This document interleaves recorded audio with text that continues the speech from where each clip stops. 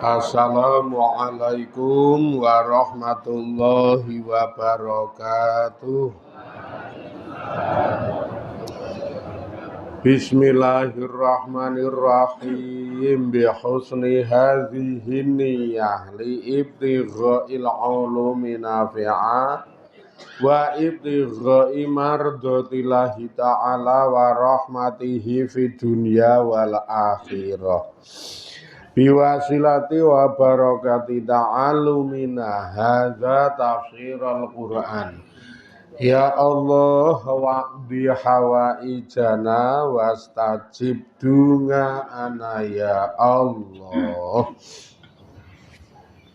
A'udzu billahi minasy syaithanir rajim. Bismillahirrahmanirrahim. Alhamdulillahi rabbil alamin arrahmanir rahim maliki yaumiddin iyyaka na'budu wa iyyaka nasta'in ihdinas siratal mustaqim ladzina an'amta 'alaihim ghairil maghdubi 'alaihim waladdallin amin. Bismillahirrahmanirrahim.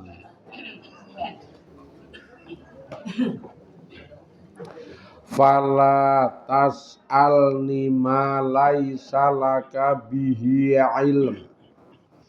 Inni a'idzuka an takuna minal jahilin. Fala tas'al mongko aja njaluk sapa sira ni ing ingsun ma ing barang laisa kang ora ana laka keduwe sira bihi kelawan ma apa ngilmun ngerti. Ae tegese iza waqafta tetkalane netepi sapa sira utawa mandeg sapa sira ngala jaliyatil hali ing atase luhure tingkah. Fala tatlub mongko aja njaluk sapa sira mini saking ingsun matluban kelawan penjaluk. La taklamu kang ora ngerti sapa sira yakinan kelawan yakin utawa hale yakin anna husulahu sak temene utawi hasile penjaluk iku sawabun bener wa muwafiqun lan nyocoki lil hikmati keduwe hikmah. Ini setuhune utawi ingsun iku a'idzu mituturi sapa ingsun ka ing sira antakuna yen to aja ana sapa sira ana iku minal jahilina setengah saking wong sing bodho. Ae tegese ini setuhune utawi ingsun iku anha nyegah sapa ingsun ka ing sira ngan antakuna saking yen to ana sapa sira ana iku minal jahilina setengah saking wong kang bodho-bodho bisu ali kelawan jejaluk. Sumia diarani apa su aluhu piri penjaluke Nabi Nuh alaihi salam diarani iku jahlan bodho li anna hubbal waladi krana sak temene utawi seneng anak iku suhluhu nungkulke Nabi Nuh ngan tazkiri istisnain utawa istisna iman saking eling ngecualekake wong sabaka kang wis tetep ngalahi ngatasé wong apa alqaulu pengendikan minhum saking dheweke kabeh bil ihlaki kelawan hancur utawa kelawan binasa. Wah niki apik tenan nek ayat.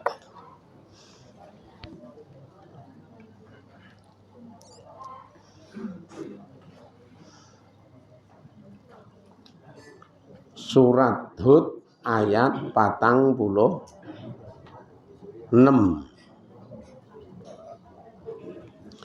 Isih 46. Nabi Nuh kowe aja pisan-pisan njaluk sewiji-wiji. Aja pisan-pisan njaluk sewiji-wiji utawa njaluk apa-apa sing ning kono kowe iki sakjane ora paham. Dinek njaluk sesuatu sing kowe ora paham ki aja. Nalika wis ana ing dalem posisi mapan,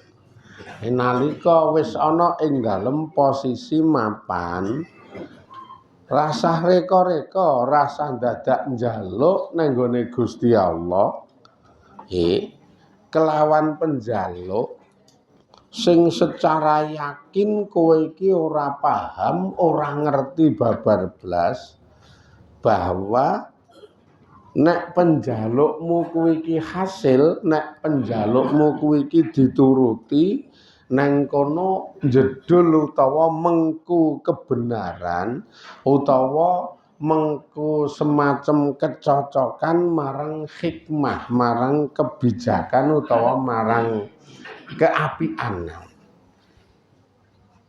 Ngendikane Allah ngono.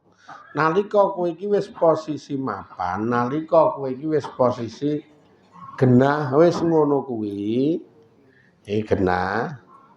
Genah kuwi ya wis nek cara awake dhewe wong awam ngono wis adem ayem santai. Wis adem ayem santai. Iki genah. Nang nggon segi mbut gawe ya wis genah. Genah nganggur ora mbut gawe ngono.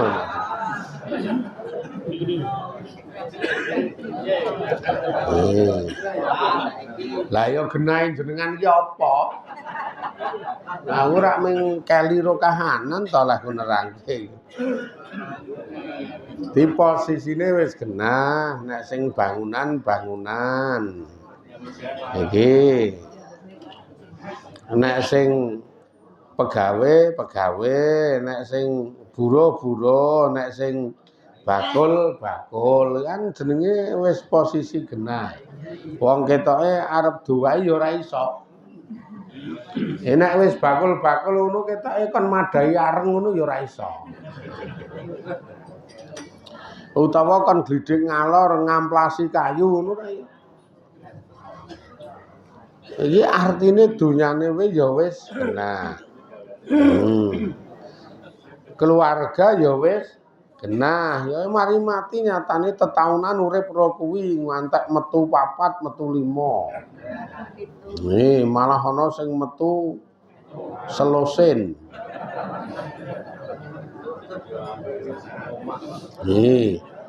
Dadi genah. Omah sak rupa-rupa ya wis ana, wis asik dinggoni.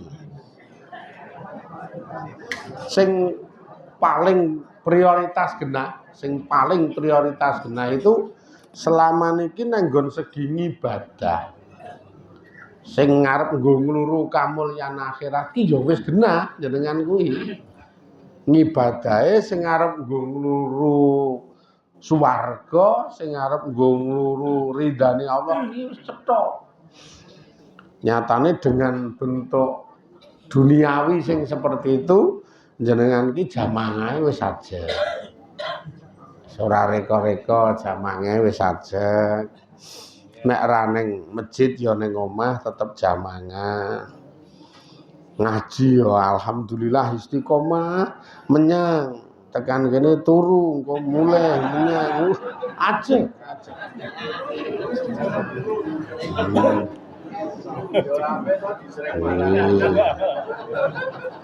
Dadi genah.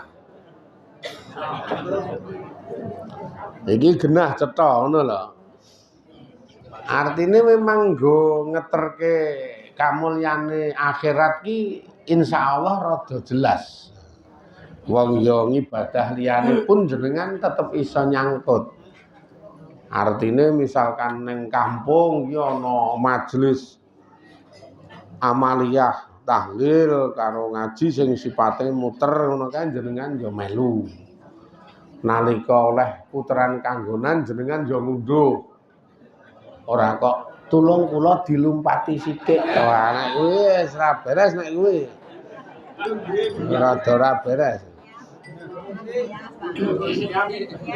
Alasane rong siap. Lah gek ketoke sesuk ra siap iki. Wong ra tau glidik. Nggih. Iso umum nyatane ya tangga kanca ewuh jenengan tetep iso nyumbang. Pasang jimpitan ya pasang terus. Ati ngibadahe iki iso lumrah kaya liya-liyane bahkan dilongkas bodho korban jenengan ora haji ya tetep melu korban raketan ya ming melu ngotot-otot tok.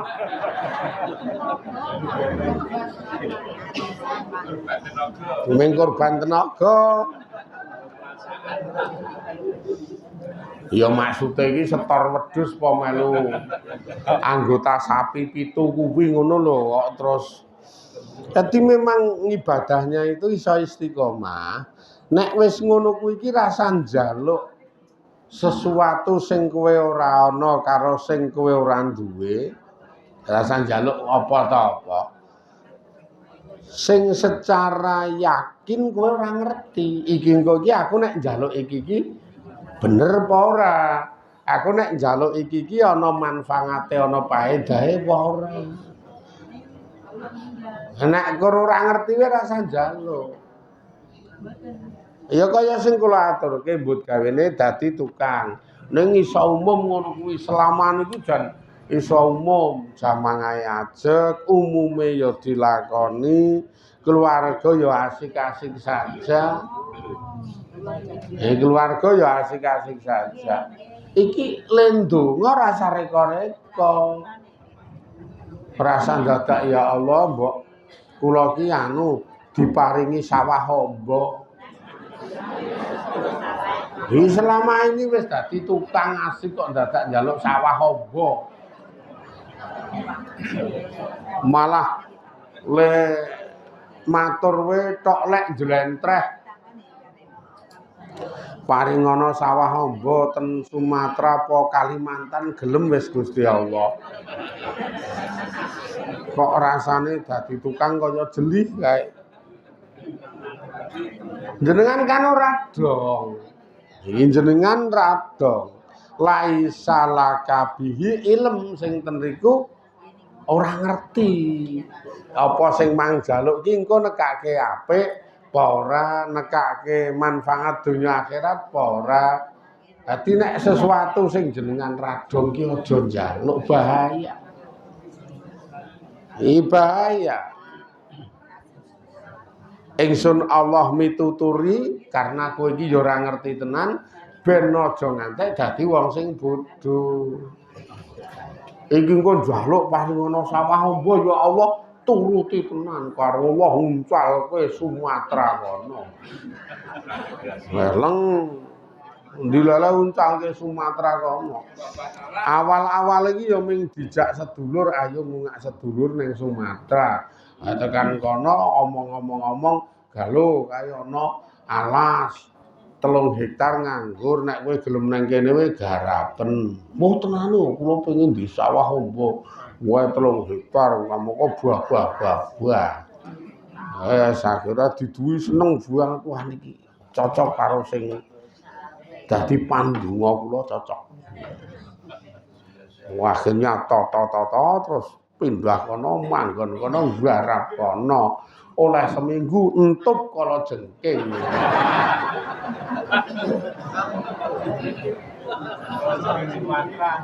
Baiklah kalau jengking kono ki ora kaya kene. Kalau jengking kene cilik-cilik ndesep nang gendeng. Gendeng tumpukan kuwi nek kene kono iki kalau jengking sak jempol sikil kuwi Padiake sing jenenge ula piton, ula sawa kembang iku gede tenan kok. Terus ming sakarepe dhewe sekali kekentup kala jengking ya tenan mlorok melet-melet wae. Kejang-kejang kok bol. Nah, akhirnya kena racune ngono sikile kaku lempoh kowe.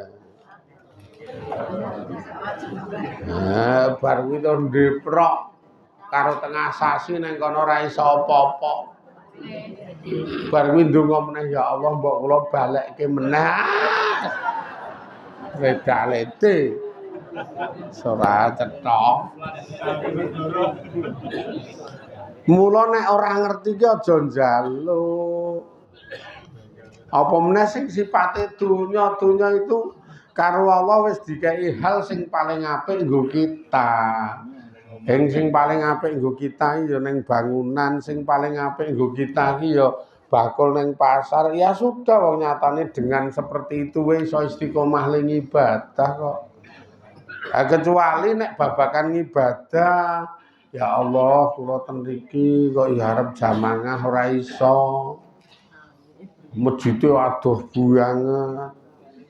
Wes gek karo wong omah ngeten ya.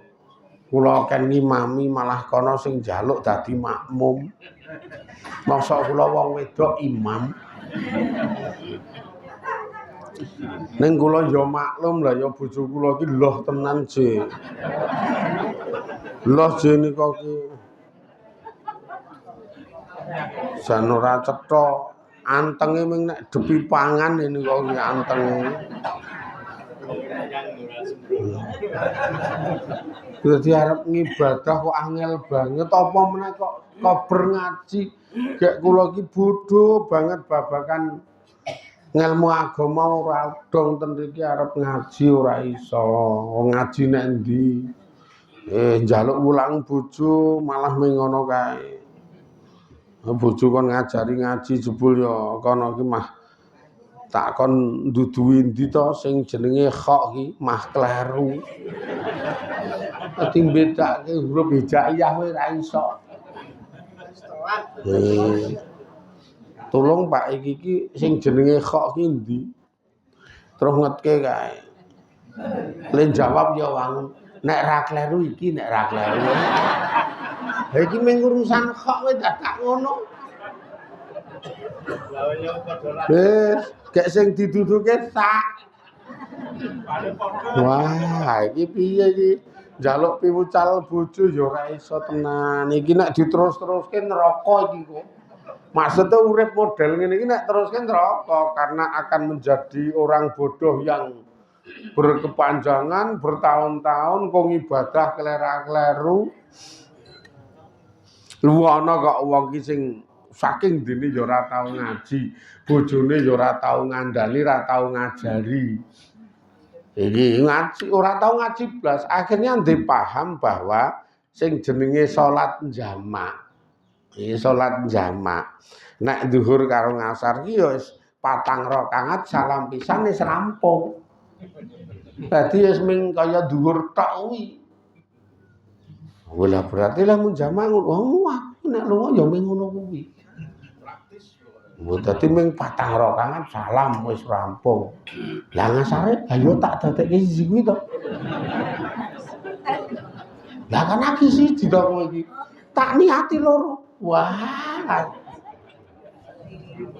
Nah iki saking bodhone. Ora tau ngaji, ora tau ana wong ngandani. Saking bodhone nang nggon salat kuwi ngono kuwi kok. Kuwi agi nang nggon salat. Urung nang nggon babakan liya-liyane Mbah Sandomonge waduh jan ngono kuwi to tenan iki. Lah ya ngono kuwi kok ya sekarang ya sak umur-umur ora tau ngaji ya. Ayo kon ngandani bojomu, apa meneh bojoku. Aja neh kok ngandani ngaji, lah kowe glidik kowe ora sih. Lah gek kowe iki piye? Ya wis pokoke mung urip karo entung, lha muni ngono kuwi sih. Waduh, ha iki nek teruske ngono kuwi wis fatal. Dunyane pahit, akhirate neraka karena ora ana pembenahan ibadah sebabe padha bodho-bodhone. Kamangka ngaji ki wajib men bodho dadi ilang, malih pinter, malih dong. Ngaji itu wajib sekali. Nek pancen ora ngerti. Bahkan nek nggon Fathulillah nek jenengan kelingan nek ana kawula ki isih dalam keadaan bodoh nek nggon babagan agama ora paham utawa urung akeh ngertine ora prayoga nekani majelis, nekani kumpulan sing ora manambahi pinter, sing ora nambahi ngerti. Wajibe kudune nekani majelis-majelis sing neng kono dadi tambah ngerti, dadi tambah pinter. Tok leke ya pokoke sing ditekani iki majelis ngaji. Wah ternyata njaba-njaba ngono iki ora duwe bentuk istilahnya program-program urip sing sipating ngaten niku ora ana. Urip ya suwaton glidhik tekan omah turu, engko nek jatah rondo menyang turu meneh sesuk glidhik, sesuk bengi ngono kuwi meneh. Dadi ora ana program ngapikke ngibadahe saya apik ya ora. Bahkan ngen-ngen sesuk aku nek mati piye wae ora duwe ngen-ngen. Ngertine wis mati pendem bar.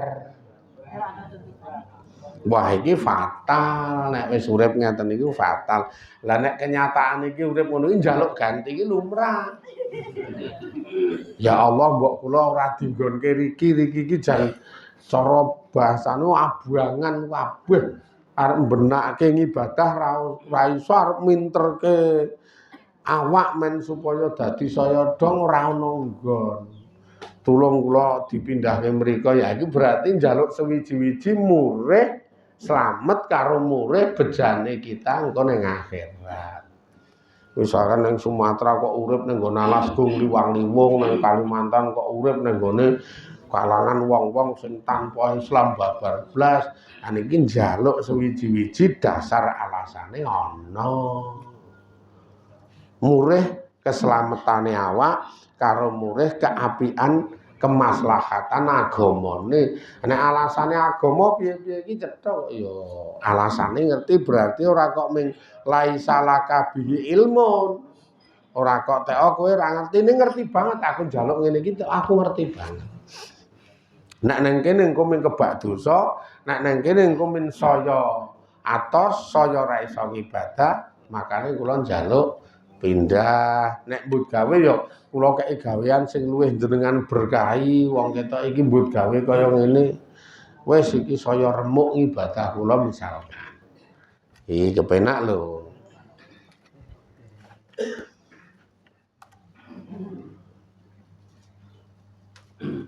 Ya semonggo engko sipate le arep ndedonga piye sak karepmu kok ya. Ning kula ki ning nggon kalangan kampung sing notabene muslim. Kampung notabene muslim. Ibadah dipersilahkan, sarana lengkap, masjid musala apik-apik, cerak-cerak. Acara iki bahkan bisa dibilang warga niku acarane jan acara religius ki ukih. Acara-acara sing sipate keagamaan religi ukih. Malam Senin yo Senenan. Malam Selasa yo Selasan. Malam Rebo yo Rebon. Malam Kemis yo ngemisan. Di kampung kula niku wonge agamis acarane religius. Wis semapan ning kono iki jane nek arep golek kamulyan akhirat ya tersedia. Ketoke ming kampung udu pondok ning ngajine wah ora kok mengaji tadarus, ora kok mengaji mukadaman ning ngaji fikih ana. Wah, fikih ana, malah kitabe mbuh apa jenenge. Wong ya ora ngerti. Fikih ana, ngaji kumpulan-kumpulan hadis ana. Ngaji tafsir Quran ana. Karek nari karep. Ning kok angger kula arep mangkat iki mangkat iku ngono kok ora oleh dilekke bojo kula. Iki pripun? Ora oleh. Alasane le muni ngojang aja nek kaya ngono kuwi isih percuma. Prasah ngaji sisan. Awas kowe nek menyang. Wah ngono kuwi. Menyang Rebon awas, menyang Jemuan awas, menyang Minggon awas. Wes tak tutup lawange. Ora oleh mulih. Sing wedok malah metenteng ya peneran lho wae iki. Iki rada serem iki. Dileke mah metenteng muni peneran. Lah nek ngeten niku pripun Gusti Allah, sementara satu sisi wong wedok taat karo sing lanang iki kudu satu sisi ngaji iki hukume diwajibke karo Gusti Allah, padha-padha wajib ning bener-bener ten mriki niki simalakama. Menentukan pilihan susah. Lah fikih piye? Lha kok fikih pripun? Wong wedok itu wajib nandangi apa sing dadi dawuhe sing lanang. Selagi sing lanang ki ora perintah maksiat. Nek sing lanang perintah maksiat, ya aja ditaati kok ya. Mosok sing lanang perintah maksiat ditaati. Termasuk saka Allah ngaji ki wajib. Berarti ngelekke ngaji ki maksiat. Tuh, bener ta? Wong ngaji ki wajib kok. Ngaji ki wajib. Lah iki kok ora oleh, berarti aku engko nek ora ngaji maksiat. Kaya jenengan salat ki wajib gitu. Terus nek dheleke salat kok ya arep ora salat. Piye niku? Padha to, salat ki wajib. Ning nek jenengan dheleke salat kok ya arep ora salat. Ning ketoke jenengan nek dheleke salat ya ora salat tenan kok ketoke. Ya gitu kan. Lah kok ora salat, ra oleh karo bojoku. Kok le penuti men. Ora oleh kok ora salat, ayo ben pipite dosa sing nanggung kono. Lah mrene ngono kuwi to. Ora nek ngono ki loro-lorone deplok ndase kok ya. Kok terus sing nanggung kono ana fikihe awur. Ora iso nek nggon ngono kuwi. Jenengan ki nek salat kok dheweke tetep salat, mbangkang bojo ning netepi manut Gusti Allah luwih utama. Salat urusane urusane salat terus ming manut wong ya, manut Gusti Allah kok iya. Ngaji wajib.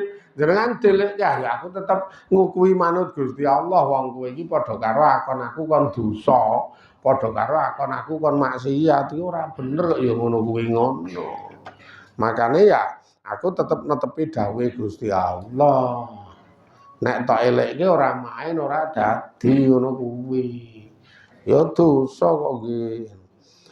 Mula kelingano gila hukume wajib, gila hukume wajib.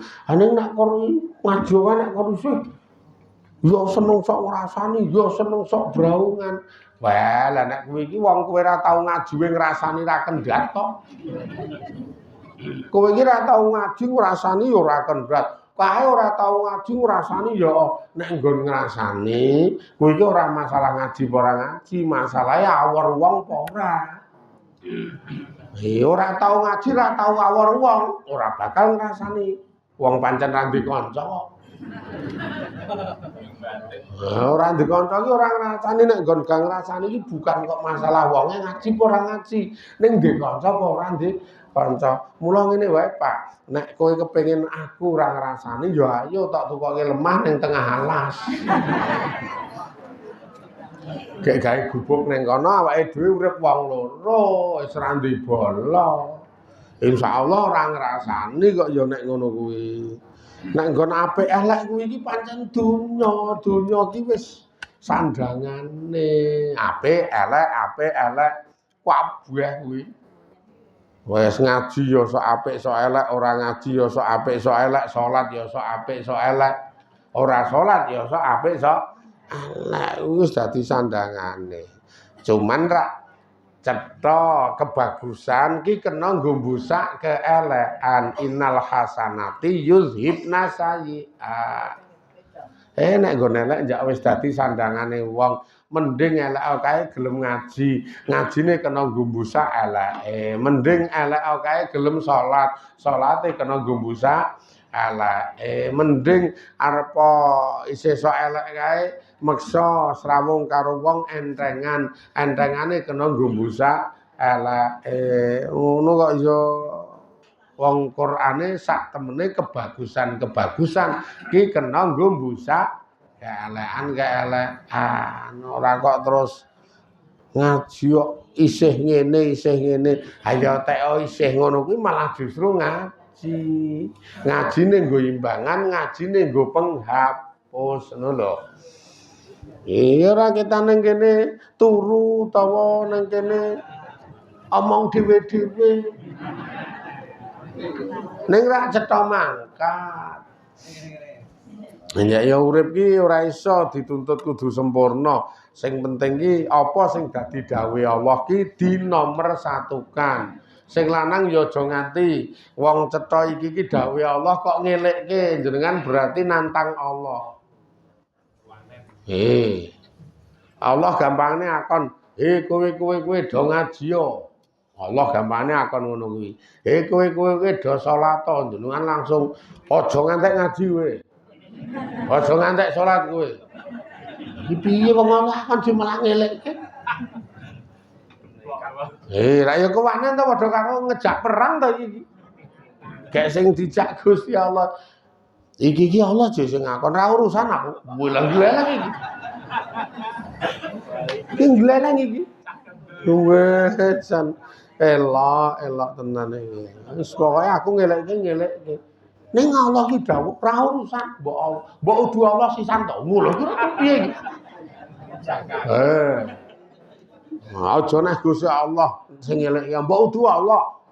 Mburi kae ngelekke tak tantang tenan iki lho. Wah, lah iki rada ra beres. Iki mesti gedhe-gedhe, wah iki wonge rada anu ya. Rada suwak rek iki. Wong kono dilekke. Logikane lho kuwi, makane ayolah prioritas itu apa sing dadi perdune Allah dawuh Allah tetep diutamake. Dan kita semua ya kudu nyadar nek kuwi iki dawuh Allah ora kok jenengan mah ngelekke aja ya nyengkuyung. Iki awar ngaji Pak, wong ngaji wajib betul. Nek kowe gelem menyang tak sangoni 20 ndak esuk. Apik iki nek ngene tenan. Mbok wis ora bakal kok. Sapa sing ngono aneh-aneh. Kok le ora ana 20. Ngoten nih. Angger esuk sangoni 20, esuk sangoni 20 gara-gara menyang ngaji gurih. Kuwi mung tak paling cilik lho, 20 iki paling cilik lho. Nek wangune 50, 20 ora ana kok 50. Le ngeceh-ceh omongan. Wis sakarepmu. Niki lho cetha nggih. Nek kira-kira ora apik terutama ning nggon babagan akhirat ibadah rasah njaluk. Ning nek kira-kira demi murih apike akhirat, murih slamete akhirat njaluk iki kena. Niki sik muga-muga do diridani Allah, do diberkahi Allah, do dirahmati Allah, paringi pitulungan saged istiqomah, le DP le semende, le ibadah slamet bejo donya akhiratipun. Alhamdulillahirabbil alamin. Assalamualaikum warahmatullahi wabarakatuh.